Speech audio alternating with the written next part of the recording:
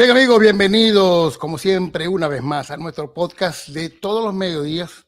12 del mediodía aquí en el este de los Estados Unidos, 1 de la tarde en Venezuela. Unos minutos nada más de retraso, pero ya con ustedes en este live podcast Realpolitik para todos ustedes, haciendo análisis real de lo que está pasando en el mundo político. Hoy con un tema interesantísimo. Ya tenemos a Antonio de la Cruz con nosotros. ¿Trump prepara realmente la salida de Maduro o busca estabilidad en el continente con la dictadura? Les hago una introducción. Donald Trump, ustedes saben que ha construido su imagen como el líder de la máxima presión, ¿no? Contra todo tipo de dictaduras, como la de Maduro, por supuesto. Pero, ¿qué pasa cuando esta presión se torna simbólica en los primeros 20 días que ella tiene en el poder? Bueno, mientras la Casa Blanca coquetea con la idea de una relación pragmática con Corea del Norte, con Irán y con Rusia, la pregunta se torna inevitable. ¿Seguirá Venezuela el mismo destino de cohabitación estratégica? Por lo pronto, pues el régimen de Maduro sobrevive con el tiempo a su favor desde el pasado 10 de enero, cuando tomó de manera ilegítima el poder, apostando pues al desgaste de la oposición y a la fatiga internacional. Pero Antonio de la Cruz, en su último artículo, ha señalado que las dictaduras no caen por sí solas, caen cuando mantenerse en el poder se vuelve insostenible. Allí tenemos ya a Antonio de la Cruz. Nuestra primera pregunta, que quisiéramos por allí iniciar el tema: ¿es Trump un actor clave en la caída de Maduro o simplemente otro negociador pragmático que buscará estabilidad en la región sin forzar un cambio en el régimen que en este momento gobierna de forma ilegítima en Venezuela? ¿Cómo te encuentras, Antonio? Bienvenido nuevamente más a tu podcast.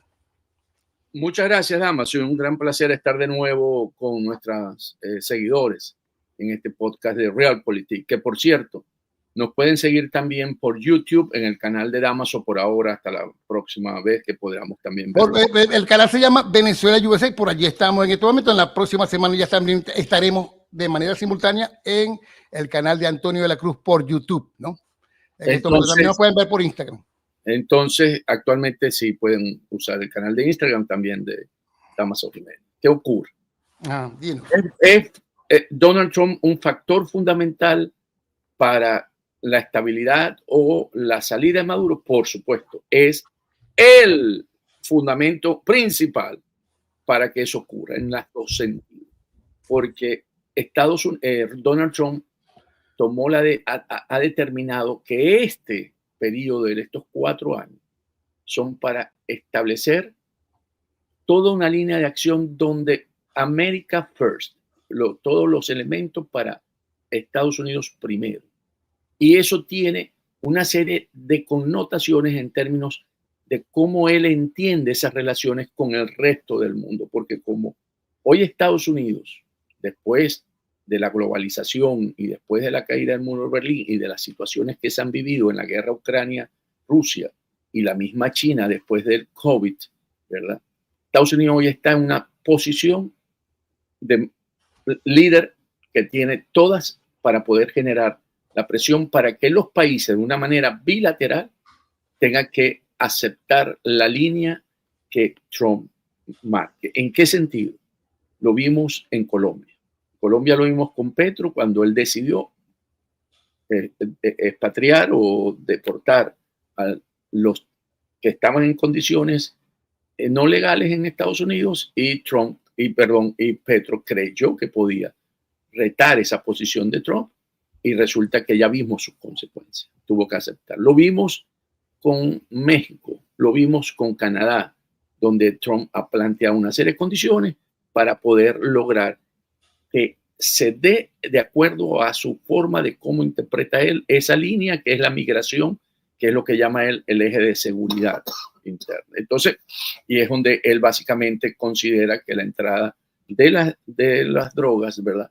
En términos está un hecho de seguridad nacional por las consecuencias que tiene interna en Estados Unidos. Por fentanil mueren anualmente 300,000 estadounidenses. Entonces, en ese sentido, además aprovecha de marcar cómo va a ir manejando esas relaciones que tiene por acuerdo, como el Tratado de Libre Comercio, México, Canadá, Estados Unidos, en revisarlo, porque también le interesa crear condiciones para que la industria estadounidense se fortalezca y vuelva a ser un país de manufactura. Quitarle ese rol a China, no completo, porque China va a seguir siendo la gran manufactura del mundo, pero poder generar sus propios mercancías dentro de Estados Unidos. Entonces, él viene, va a tocar, por supuesto, Europa, va a tener una relación con Europa, pero él tiene muchas palancas. La primera palanca que él tiene es la parte militar. Estados Unidos invierte $1.000 millones anuales en la parte militar. Ni China ni Rusia sumado le llega ni siquiera a la mitad de la inversión que hace Estados Unidos en términos de la industria militar. Después tiene la parte de la economía, el dólar, que es donde más utiliza esa palanca, que es a través de las tarifas que le pone o los impuestos que le ponen a las mercancías que vayan a entrar y el uso del dólar. Hoy el dólar sigue siendo, recordemos aquella amenaza que le hizo a los BRICS, que les dijo, ¿verdad? Si ustedes se atreven a hacer una moneda, ¿verdad?, para poder competir con el dólar, le pondré, ¿verdad?, tarifas de 100% a todas sus mercancías que exportan a los Estados Unidos. Entonces, él usa ese tipo de palanca para poder generar todo lo que él está visualizando para ello. Después tenemos nada más y nada menos que la parte petrolera en energía. Estados Unidos hoy es el primer productor de petróleo en el mundo, en gas y en crudo. ¿Okay? Hoy produce 13.300.000 barriles día. Arabia Saudita está no en su full capacidad, pero está produciendo alrededor de los 10 millones, 9.9 millones de barriles día. Tiene capacidad para poder llegar a 11, pero no llega a los 3, ¿verdad? Porque ha venido, recordemos, por los acuerdos de la OPEP, recortando, no sacando todas sus cosas. Y Rusia está también en los 10.1, 10.2 millones de barriles día. Entonces hoy la gran potencia en términos energéticos es Estados Unidos. Y asimismo también tiene la parte tecnológica. Estados Unidos es el país con las mayores patentes, con los mayores centros de investigación, con la parte de todo lo que viene con inteligencia artificial, en software, con Google, con Apple, ¿verdad?, con Microsoft, está precisamente. Y si se oponen a esas decisiones que Trump viene buscando, entonces quedaría aislado desde el punto de vista del uso de la tecnología y quedaría atrasado. Y por último, el uso de la narrativa. Estados Unidos hoy, y Trump lo está haciendo, utiliza, y por eso vemos todas las conversaciones al mediodía, a través de, con los periodistas, firmando órdenes ejecutivas, le ha quitado el rol a la portavoz de la Casa Blanca en ese sentido, ¿verdad? Porque el que marca la pauta es Trump, y él va creando narrativas, y aquellos que él considera que puede ir contra ellos para irlos debilitando, lo está haciendo. Vemos cómo introduce constantemente que el problema es un problema de cuando la administración anterior Biden, vemos cuando dice, por ejemplo, el hecho, y aquí lo podemos ver cómo es esta narrativa tan fuerte con Panamá, donde dice el tratado, hay una letra pequeñita, por seguridad nosotros podemos intervenir en un momento que nos sintamos amenazados, y empieza a crear sobre Panamá una presión en términos de el mundo empieza a ver ese tipo de detalles. Entonces, para Venezuela, que es la pregunta concreta, y aquí cierro, es fundamental. Trump tiene la parte de la visión de negocio que es fundamental en este nuevo periodo de Trump. El negocio es lo que va a determinar esta. ¿Y qué significa el negocio? ¿Qué puedo obtener a cambio de las acciones que se cometen? No es una política en busca de principios fundamentales. O sea, cuando digo sí hay actores dentro del gobierno que actúan en esa línea, y lo dijimos la semana pasada. Marco Rubio, Mike Waltz, Landau. Y tenemos en el Congreso también, pero no en la administración, que también están en el Senado y en la Cámara Baja, Rick Scott, como lo menciona María Salsa. Pero él, el que toma la decisión, ¿verdad?, tiene una visión mucho más inclinada hacia negocios que hacia principios. Y entonces, el caso Venezuela, para Trump es una situación en la que va a tener que tomar una decisión muy pronto, porque en ese sentido vienen transcurriendo el tiempo y él dio una señal de acercamiento para traerse sus estadounidenses, ¿verdad? Los 6 rehenes que tenía Maduro, todavía tiene otros 6 más. Quedan 6 más dentro, y buscar que recibiese a los migrantes venezolanos en condiciones no legal, en el momento que no esté en condición legal. Y entonces podemos ver cómo él, en esa búsqueda, en esa ala que cree en eso, ¿verdad? Él va a tener que decir, ok, en Venezuela tengo un problema y lo vamos a enfocar de esta forma. Yo creo, por los hechos que has hecho, y cuando vemos a Richard Grenell, que también es el emisario, ¿verdad? El representante especial para Norcorea, y ya él dijo, Trump, voy a establecer relaciones con Norcorea, que todos sabemos la amenaza que significa Norcorea con armas nucleares y todo lo que hace en ese sentido Kim Jong-un, ¿verdad? Para poder tener un espacio dentro del mundo, ¿verdad? Por las armas nucleares. Entonces yo creo que podemos ver que es el mismo actor que fue para Caracas que va a lidiar con el Kim Jong-un. Va a lidiar con él, ¿verdad? Para llegar a ese acuerdo, aunque eso lo va a manejar Donald Trump desde el punto de vista personal. Exacto. Es importante que hayas llegado hasta ese punto, porque la preocupación que yo veo de toda esta incertidumbre, van de 20 días de gobierno, le faltan 80 días para sus primeros 100, se pretende o se quiere creer que en esos 100 días debe haber una decisión infalible con respecto a Venezuela, pero la configuración de todo comerciante, que es más comerciante que político, como la que tiene Trump, es la de ser una especie de siempre mantener un mercado. Y en el tema de Corea del Norte podría convertirse justamente en la bisagra que tenga las relaciones directas con Corea del Norte para, mantener una cierta estabilidad, ¿no? Dentro de Japón, Corea del Sur. Podría ser esta la misma estrategia a utilizar en Venezuela, es decir, podría, a pesar de que le dice a Maduro que es un dictador y que es un criminal y que es el principal cabecilla del Tren de Aragua, por otro lado, podría ser la bisagra de mantener una estabilidad en el continente, pero con un Maduro controlado. Así que esa es la principal preocupación. De todas maneras, María Corina, como dicen en el dicho, no es mocha, se mueve. Fíjate que pidió este sábado apoyo internacional para sacar al régimen de Nicolás Maduro del poder, se mueve por Europa y agradeció el apoyo del partido ultraderechista Patriot, que celebró pues este sábado su primera cumbre en Madrid en la lucha por la libertad. Su frase principal allí fue: tenemos que quebrarlo. ¿Cómo ves tú esta situación y ese acercamiento con la ultraderecha europea por parte de María Corina?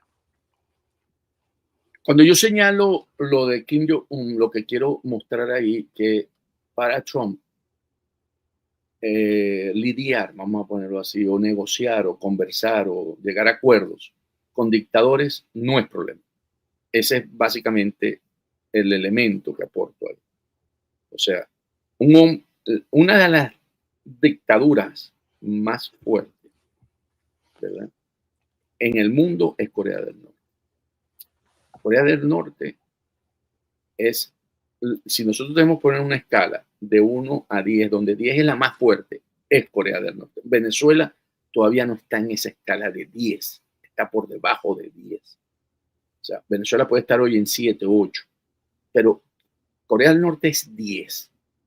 Es la máxima dictadura que hoy existe en el planeta. ¿Okay? En términos de libertades, en términos de economía, lo único que ellos hacen es desarrollar esos misiles balísticos, más nada. De resto, ¿verdad?, con cabeza nuclear. De resto, muy poco, casi cero. Y es un estado que vigila a todos los coreanos, es de control. Entonces, si Trump tiene en sus haberes de poder y él siente que tiene una buena relación además con él cuando se entrevistaron en su primer gobierno. Entonces lo que tenemos que ver ahí, que él, con ese tipo de liderazgo, él no tiene problemas para comunicarse. Ese es el señalamiento importante. No es que cree que él va a negociar con Maduro. No, nosotros no estamos planteando aquí que él vaya a negociar con Maduro. Él no tiene un problema en que pueda haber un Maduro en Venezuela, lo que estamos diciendo en esos términos, dentro de lo que él ve, lo que él, cómo entiende él para manejar sus relaciones, es lo que estamos planteando. ¿Verdad? Y que precisamente los venezolanos, como lo dice María Corina también en ese discurso, somos los que vamos a resolver el problema en Venezuela. O sea, en ese sentido, pues hay que buscar la salida de Maduro. Y ahí hay que poner atención. Sobre el discurso de María Corina, el sábado, en la reunión que hizo el líder de Vox, Abascal, que como una de las fracciones parlamentarias dentro del Parlamento Europeo se constituyeron todas las ultraderechas, como dices tú, en lo que se considera el grupo parlamentario Patriot, y celebraron su convención en Madrid porque Abascal es el presidente ahorita de ese grupo parlamentario para definir todo lo que es el futuro. La invitación a María Corina a este evento y la aceptación por parte de María Corina muestra realmente que la visión es una visión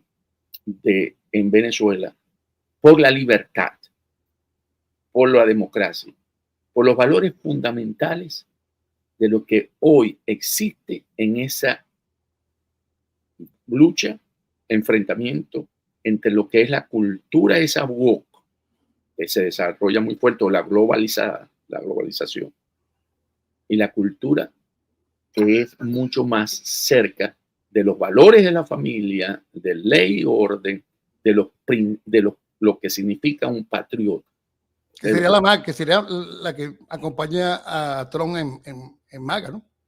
Que sería la posición que hoy tiene el grupo que acompaña a Trump, o la línea que Trump considera que es la línea de pensamiento político que debe hoy enfrentar a todo esto que se desarrolló con la globalización y que ha generado más bien unas situaciones que ha desvirtuado toda la parte de lo que es la parte de la democracia y de la seguridad interna, aunque el liderazgo es un liderazgo muy autocrático, se concentra autocráticamente, pero cuando yo ya hablo de la democracia es en la división de poderes, que tendría que verse si Trump avanza hasta allá y se convierte realmente en un líder de que empiece a mover la independencia de los poderes, que es el Estado de Derecho, que es lo más importante que tiene, uno de los principios más importantes que tiene esta nación.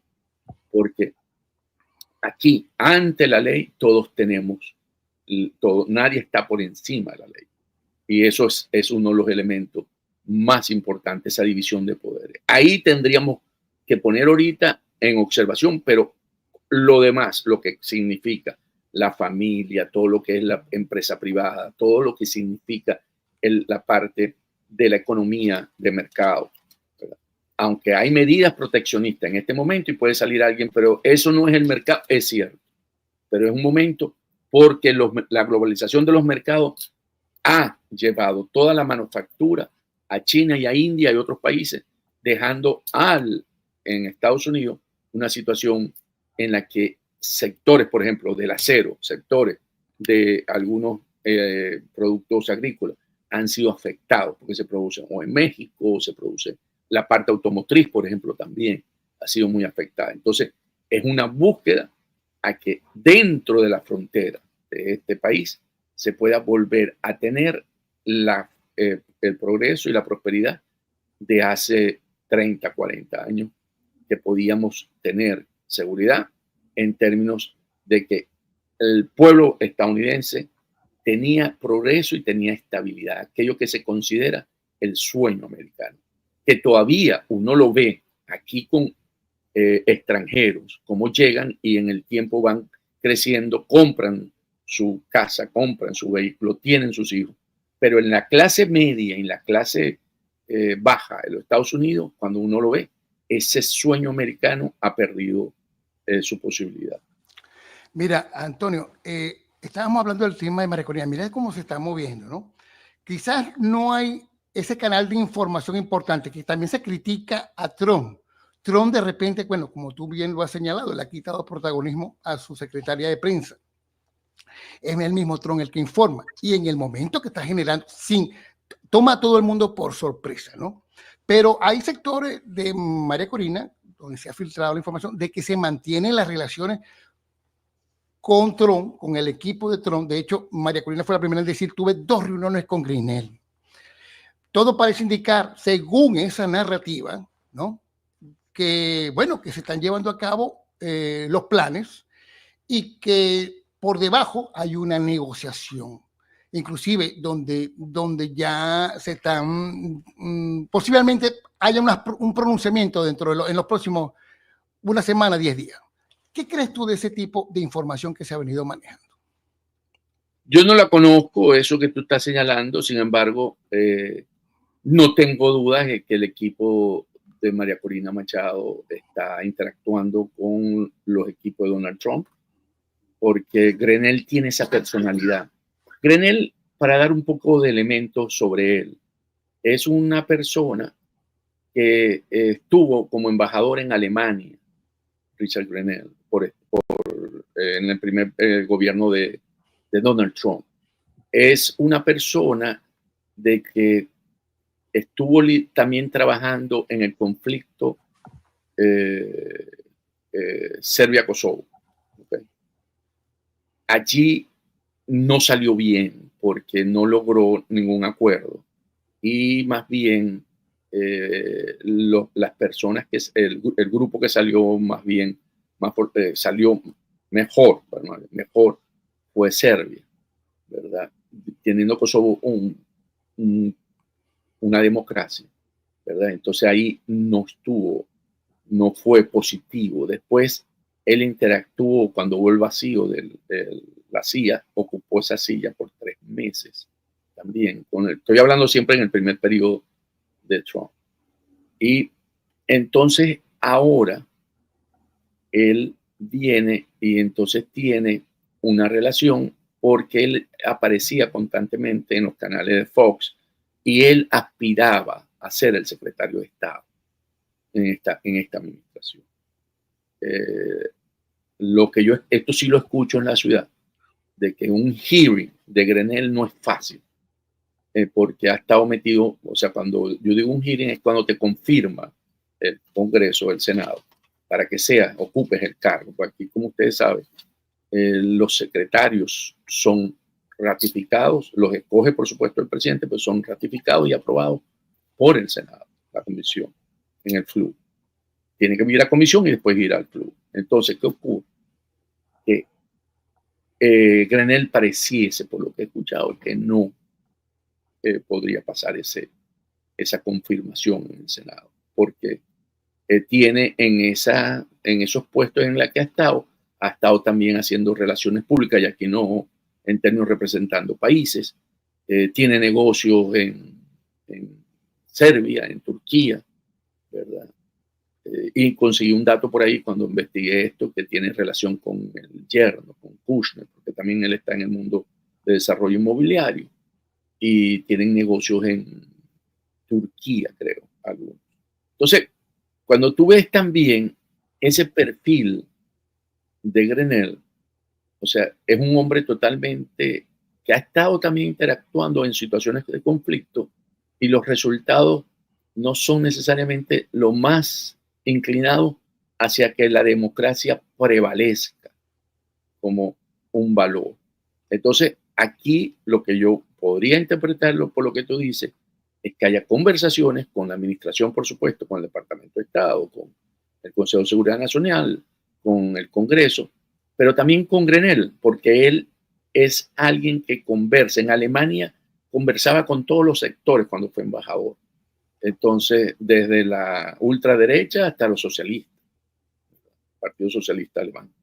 Entonces, es alguien que tiene esa visión también, y lo que debe estar ocurriendo es intercambiando cómo entender una salida que favorezca a una estabilidad en Venezuela. Yo vería más esto por una búsqueda de una estabilidad en Venezuela, más que en creer que hoy es la democracia y la libertad.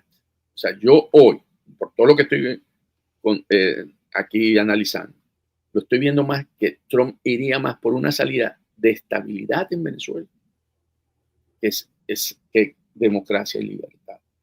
Perdón, y en estos dos escenarios está Maduro. Por supuesto que está Maduro, en los dos juega Maduro. En la estabilidad juega Maduro, sí, Maduro. Pero tú tienes que volver inestable a Maduro, y esa es la parte venezolana. Cuando María dice que... María Corina. María Corina, sí, Machado, dice, somos los venezolanos. Lo que vamos a sacar es esa parte que no puede generar la estabilidad con Maduro, porque el país no es un país que se pueda sostener por todo lo que significa para los venezolanos, una continuidad de Maduro. Y eso yo creo, porque vuelvo a decir, no tengo la información, de que eso es lo que se está conversando con la administración, hasta con el mismo Grenell, que es necesario, porque de otra forma es muy difícil. O sea, Grenell también tiene que estar en esta ecuación. No solamente los senadores, Grenell tiene, porque es el que tiene el acceso directo por el presidente, no pasa por la burocracia del Departamento de Estado. Entonces, ¿qué es lo que hay que hacer coordinadamente? Bueno, para producir esa inestabilidad en Maduro, golpear la finanza del régimen. O sea, cuando uno plantea de la licencia 41 es básicamente porque hay que golpear la finanza del régimen para que no siga teniendo estos recursos para poder sostener el aparato represivo y ¿cómo se llama? La corrupción, ¿verdad? Y el financiamiento también ilícito que viene del tráfico, la droga, el oro y lo que hacen con todo esto que ahí recogen para sostener a la cúpula militar, ¿verdad? Pero también hay que actuar en el frente de la intervención judicial internacional. Ahí hay que seguir. Y el caso de Chile, que lo va a llevar a la corte, a Diosdado Cabello, la CPI, ¿verdad? Es importantísimo también porque sigue avanzándose ahí. Pero también tiene que haber el aislamiento diplomático. O sea, aquí, por ejemplo, yo estaba pensando esta mañana, Damaso, ¿qué pasaría si el secretario de Estado, Marco Rubio, dice, nosotros no vamos a reconocer a ninguno de los gobernadores y alcaldes que vayan a esa elección de abril? Eso le mete un plomo en el ala a todos aquellos que quieren aspirar, que creen en la democracia. Entonces, yo creo que aquí hay que lograr ese aislamiento diplomático y que salga también Europa en decir que esa elección ellos no la van a reconocer, porque hasta ahora somos los venezolanos los que hemos dicho con una gran fuerza que eso, y sobre todo María Corina Machado, de que no son elecciones porque hay que primero poner la elección del 28 de julio, que es el gran argumento. Por cierto, Antonio, que esto está generando un gran nivel de conflictividad entre las autoridades de estos partidos políticos que se hacen llamar oposición o se han mantenido en la historia como opositores, con esta militancia que se está rebelando, ¿no?, contra estos sectores y que reclaman justamente a esos nuevos candidatos a las distintas entidades, a que, bueno, ¿de qué manera tú estás pidiendo un voto cuando no eres capaz ni has planteado ni te has manifestado contra la defensa de la última fecha electoral, que fue el 28 de julio? Quiero decirle a la gente, bueno, este programa está previsto para 1 hora, ¿no? Pero le vamos a leer las inquietudes. Quisiera ver adelantar, por ejemplo, tanto en Instagram como en YouTube. Nos están diciendo, bueno,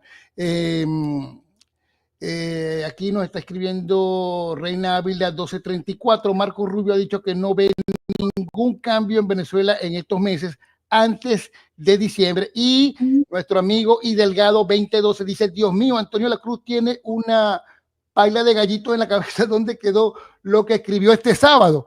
Bueno, esto lo va a defender Antonio de la Cruz, pero yo quería hacerte llegó un momento de hacernos como una autocrítica, Antonio. Ten pendiente el planteamiento que te está haciendo hoy Delgado 2012, ¿no?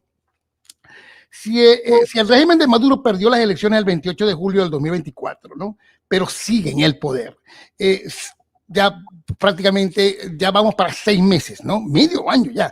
¿Qué falló? Según tu juicio, sí hubo un fallo, ¿no? En esta estrategia de la oposición y de la comunidad internacional, inclusive de quienes vislumbraron o vendieron el tema de la llegada de Trump y que en lo inmediato pues iban a haber decisiones importantes que significaban de alguna u otra forma la salida de Maduro. ¿Qué ha fallado ahí? A tu juicio. Pero combinamos esta pregunta, que es mucho más amplia, con las preguntas que nos hicieron nuestros seguidores. Perdón, me está diciendo, me confundí. Y Delgado, debe ser Inés Delgado. Soy mujer de Amazon, periodista, colega periodista, ¿no? Me confundí. En este momento, no sé, en esa cuenta no dice y Delgado si eres hombre o mujer, pero ya sé que se trata de la colega, debe ser Inés Delgado. ¿Qué ocurre? Estamos en un momento de cambio tan rápido. El escenario de hoy cambia mañana. ¿Okay? O sea, nadie esperó, por ejemplo, para poner como cambio, que Trump en una conferencia de prensa dijera que se vayan los palestinos de Gaza. Eso era inesperable, eso nadie lo esperaba. Y se tuvo que haber reajustado todos los análisis ante ese planteamiento de Trump. O sea, no podemos tener ahorita el escenario, hay que actualizarlo casi que diariamente.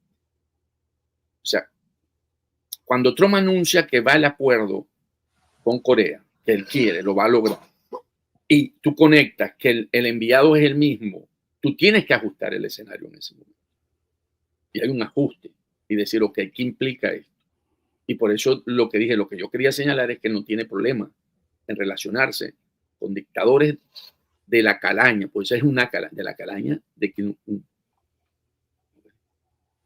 entonces yo tengo que ver eso en términos también de Venezuela, que está por debajo en términos de dictaduras, entonces de totalitarismo. Entonces yo digo, ok, ¿cómo interpretar eso ahí también?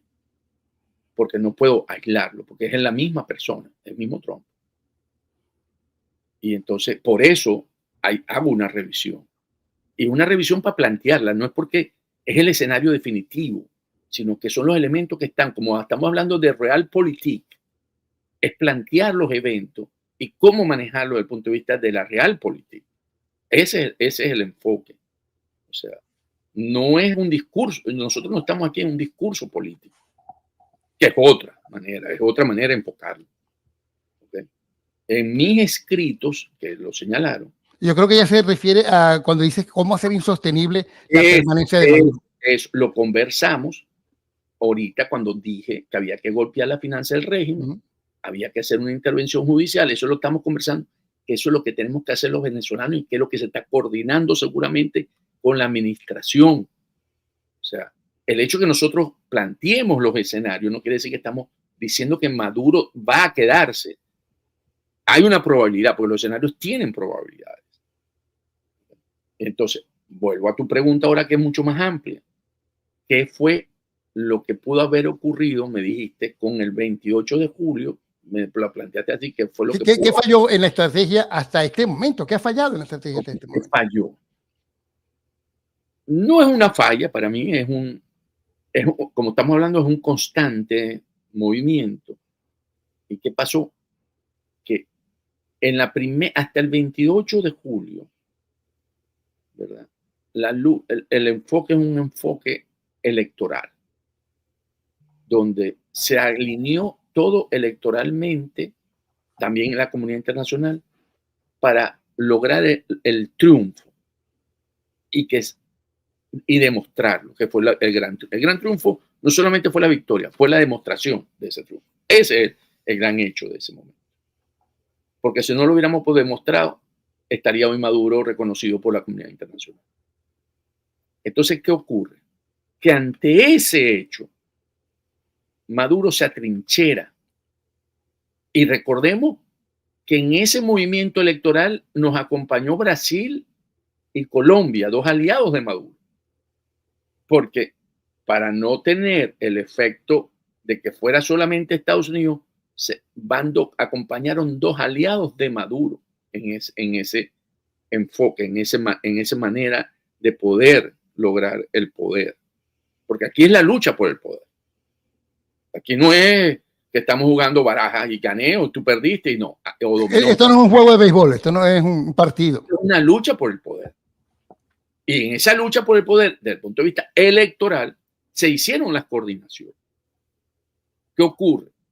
Maduro se atrinchera, cambia la situación, ¿verdad? Y entonces tienes que ir a una de resistencia y reajustar todas las acciones. Y en ese aprender diario, porque es un aprendizaje diario,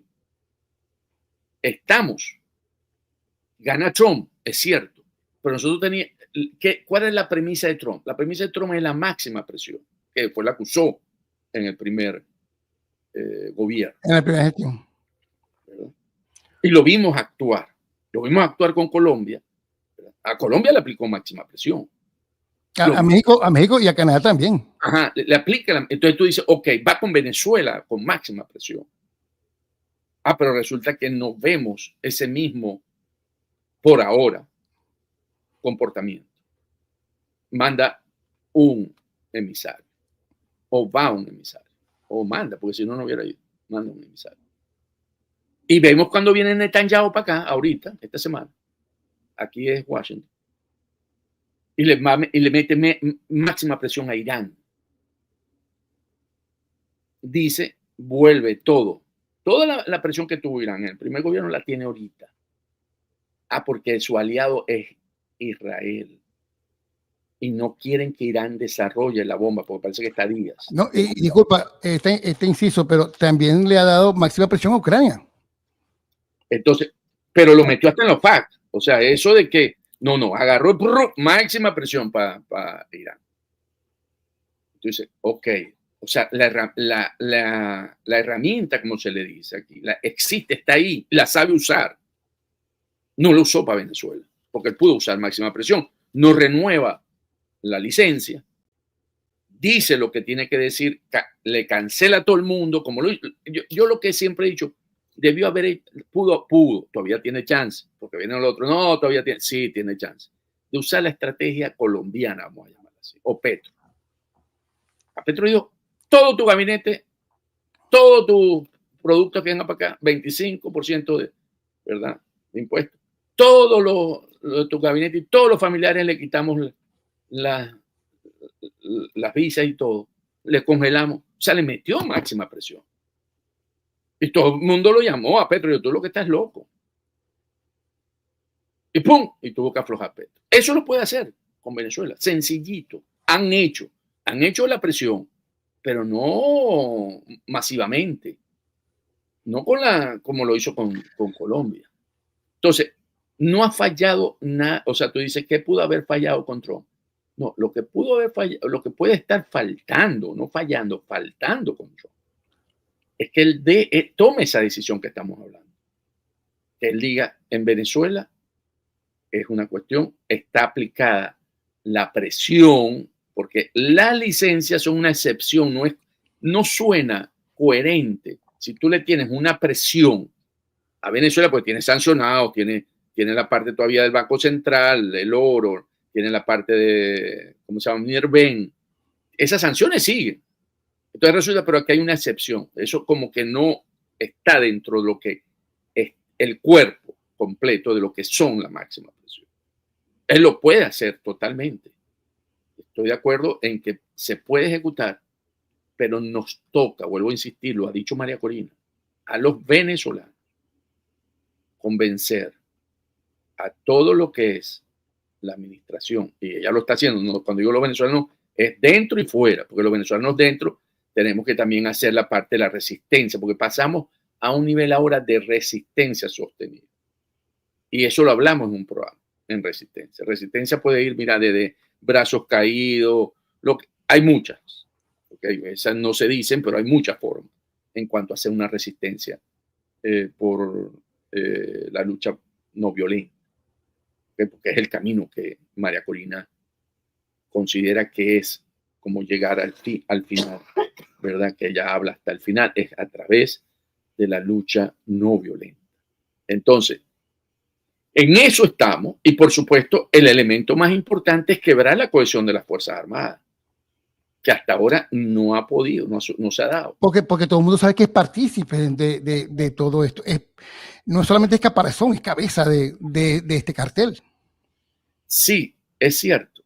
En el momento en que tú des las señales, por ejemplo, lo dijimos arriba, Intervención Judicial Internacional, CPI, y sean concretas y salgan las órdenes de captura de Maduro, de Diosdado, ahí las Fuerzas Armadas tienen que pensar, ¿verdad? Porque no creo que se vayan a enterrar con Maduro y Diosdado.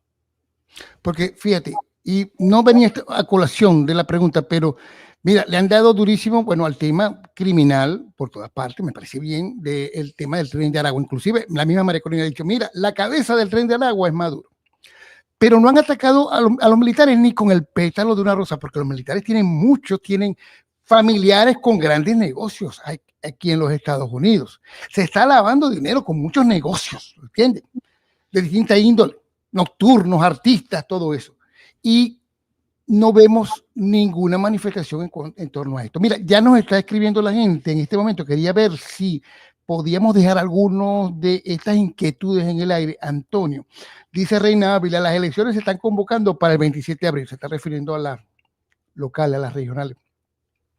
Si no se soluciona que salga Maduro antes de esa fecha y no se participa en estas elecciones, se adueñan de la Asamblea Nacional, de los consejos legislativos y de la gobernación. Aunque ya tú hiciste referencia a esto, sería bueno que subrayaras nuevamente, ¿no? Me lo dice Freddy Galué Taborda. Falta poco para declarar a Nicolás Maduro el cartel de los solos y el Tren de Aragua como terroristas. Luego de eso se actuará en consecuencia. Un comentario que hace, ¿no? Y Zubeida Prieto, saludos Antonio, porque las actas no se las han llevado a Trump para que las vean con sus propios ojos. ¿Qué es lo que está pasando allí? Podemos responderle, Antonio. Sí, claro que sí, por supuesto. Las actas no se las han llevado a Trump. Las actas estuvieron aquí en Washington, se mostraron en la OEA. El embajador ante la OEA las vio. No tengo información si Trump las vio, seguro que no, como lo está señalando, ¿verdad? Porque hubiera habido un registro de ese momento. Pero sus colaboradores la han visto. O sea, en el Congreso las vieron, se las llevaron. Entonces, Trump seguro que no, pero sus colaboradores sí. O sea, eso, la duda no está en términos de que ganó el mundo. El mundo reconoce hoy que Mundo González Urrutia ganó esa elección. O sea, ahí ese elemento no es el que te está trancando la solución, porque todo el mundo reconoce que ganó el mundo. Me dijiste, hiciste dos otras preguntas. Mira, se estaba hablando del tema de las elecciones y bueno, queda la pregunta también en el aire. Las elecciones para el 27 de abril. Para parlamentaria. ¿Qué debe hacer la oposición en si debe asumir una confrontación más directa con el régimen o seguirá pues apostando prácticamente por la vía electoral?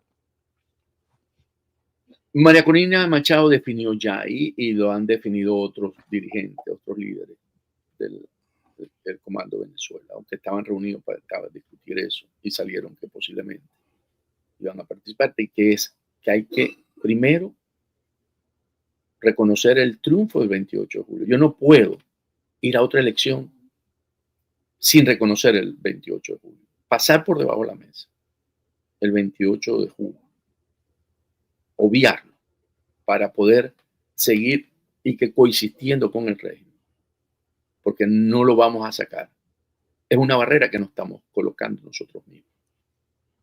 Yo creo que el hecho de que ocurra una elección el 27 de abril, porque el régimen lo va a hacer a troche y moche, y que ocurra lo que ocurrió en diciembre pasado, no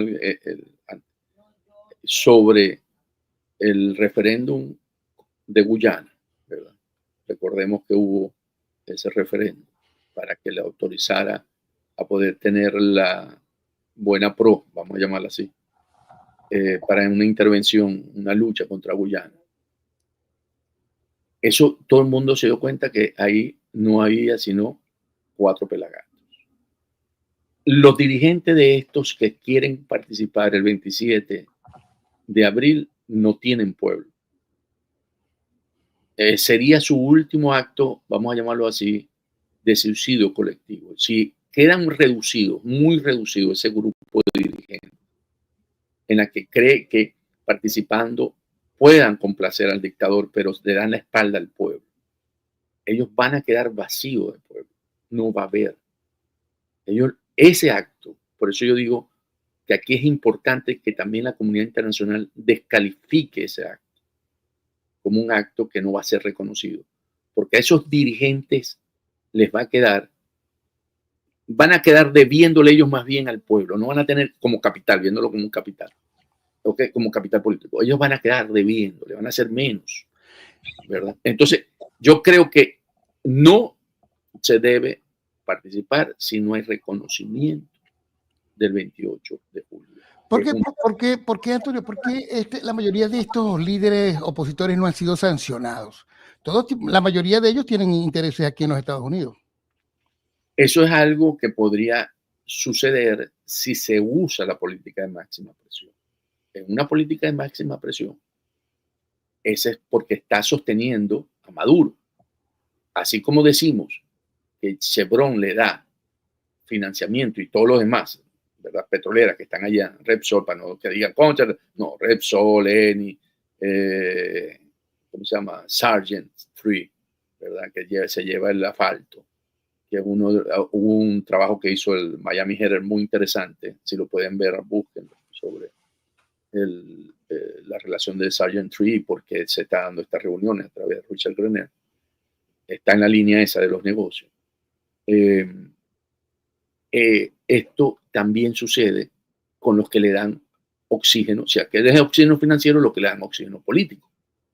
Entonces yo creo que también hay que aplicarle las sanciones a todo ese grupo, todo el grupo. Los empresarios que están alineados con Maduro, que están afiliados a Fede Cámara, los políticos, todos ellos deben sentir la máxima presión como lo sintieron en Colombia. En Colombia los primeros que protestaron fueron los empresarios, porque el 14 de abril las rosas no iban a entrar aquí con un costo más alto, iban a perder toda esa producción, ¿verdad? Que es donde venden el mayor mercado de Colombia, el 14 de febrero, el Día de los Enamorados, es de Colombia. Entonces, eso pegaron un grito al techo, porque es su producción de todo el año, que ellos van trabajando para poderla colocar aquí. Justamente entonces, en esta semana. En esta semana, o empezaron, sí, ya a llegar seguro, todos los aviones con cava. Entonces, eso es lo mismo que debe suceder en Venezuela para generar esa decisión de que lo sostienen a Maduro digan, no podemos seguir en esto. Y ahí donde dijiste tú que los costos de permanencia en la entrada son mayores que los costos de mantenerse en el poder. ¿Ok? Si tú actúas con la parte funcional de oposición, entras con sanciones y le entras todo a la familia, a los activos, pues también, como dices tú, tienen activos, muchos activos aquí. Eso van a pasar más bien a resistencia, a decir, no vamos a participar, a pesar de que no tienen ningún capital político. ¿Okay? Esto sería solamente personal, pero que utiliza el régimen para decir que ellos tienen legitimidad porque la oposición participó en esta elección. Mira, Antonio, nos quedan 3 minutos, ¿no? Vamos a cerrar. Quiero hacerte un comentario también, porque de los únicos que los que verdaderamente han sentido esta máxima presión justamente han sido los deportados, ¿no? Fíjate que ya hay fecha, creo que dentro de una semana comienzan la salida de los deportados los aviones. El total de deportados en la primera semana superó, fíjate bien, 10.000, en lo que se incluyó en el primer vuelo 12 miembros de la pandilla venezolana del Tren de Aragua hacia la base naval de Guantánamo. Esto, la cuestión militar, pero ahí se van a alojar 30.000 delincuentes y terroristas. Pero ya comenzó también a llevarse a cabo pues el tema de los deportados por el TPS aquí que van de Estados Unidos a Venezuela, y eso es inevitable. O sea, eso hasta ahora no se ha logrado una medida de emergencia con respecto a esta situación, a menos que tú tengas conocimiento de algo que se esté manejando allá en Washington. Para finalizar, quería solamente leerte a Argenis Prado. Dice: Trump espera que Maduro pise el peine. Estados Unidos no va a enviar a sus hijos a matarse en Venezuela, a hacer lo que los venezolanos tienen que hacer. Y Jorge Enrique Soto: hay personas que no entienden, ya el gobierno está apoderado de todos los poderes, así que es de necio seguir con lo de las elecciones de abril. Esto es llover sobre mojado, ¿entienden? ¿No? Punto final para cerrar este podcast. Antonio, 2 minutos. El TPS es una situación realmente muy trágica para nosotros los venezolanos. Salimos de un país huyendo y tenemos posiblemente, si no se consigue una solución, huir de este país. ¿Para dónde?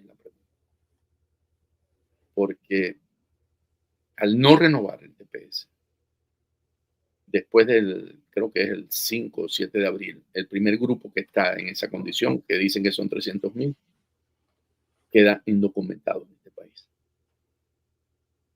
Como un indocumentado. Y la cuestión con el TPS es que están todos los datos de uno, están las direcciones, está todo. Entonces, estás ubicable. Es lamentable todo eso. Es muy lamentable. Entonces, ¿qué ocurre? Nos queda 1 minuto. Ahí también hay un cambio. Ahí vimos el cambio de que dijeron que las condiciones moderadamente mejor. ¿Qué moderadamente mejor? O sea, ahí hay señales, Damaso, que uno tiene que leer. La mejor solución para cerrar es anteponer ¿cómo se llama? Apelar a la decisión e ir a los tribunales para poder marcar esto y que se dé una buena solución, porque no es justo con la mayoría de los venezolanos que están trabajando, gente decente, honesta, que tengan que entrar en esa condición y ver cómo volver a salir de este país, porque quedarse va a ser de alto riesgo. Bueno, muchísimas gracias, Antonio. Antonio de la Cruz, director ejecutivo de Interamerican Trade, con quien sostenemos siempre este podcast todos los domingos, que ustedes están viendo en este momento a través de su canal de YouTube Venezuela USA, y en Instagram a través de @Damaso Jiménez, y también en el canal de Antonio de la Cruz, @Andelacruz Piso, también en su cuenta en Twitter, de la Cruz Piso, y nuestra cuenta en Twitter, @Damaso Jiménez. Muchísimas gracias por su sintonía, amigos. El próximo domingo con un nuevo tema sobre todo lo que se viene generando en la geopolítica, que incluye, pues, por supuesto, a nuestro país. Muchísimas gracias, Antonio. Muchas gracias, Damaso. Allá el partido Real Madrid Atlético estuvo muy bueno. Muy bueno. Realpolitik. Gracias.